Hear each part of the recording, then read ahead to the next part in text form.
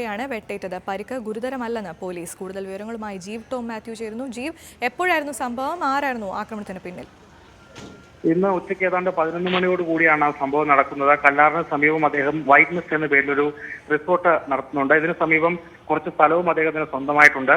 ഈ സ്ഥലത്തുള്ള ഒരു കിണർ തേകുന്നതുമായി ബന്ധപ്പെട്ട തർക്കമാണ് ഇപ്പോൾ ഈ സംഭവത്തിൽ കലാശിച്ചതെന്നാണ് പോലീസ് നൽകുന്ന വിശദീകരണം. അയൽവാസിയുമായി നേരത്തെ ഈ സ്ഥലവുമായി ബന്ധപ്പെട്ട ചില കാര്യങ്ങളിൽ തർക്കം നിലനിന്നിരുന്നു. ഉപയോഗശൂന്യമായി കടന്നിരുന്ന കിണർ തേകിയാൽ സമീപത്തുള്ള തന്റെ കിണറിലെ വെള്ളം പറ്റുമെന്ന അയൽവാസിയുടെ വാദമാണ് ഇരുവരും തമ്മിലുള്ള തർക്കത്തിന് ഇടയാക്കിയത്. ഇതേ തുടർന്ന് അയൽവാസി വാക്കത്തി ഉപയോഗിച്ച് ബാബുരാജിന് എതിരെ വെട്ടുകയായിരുന്നു.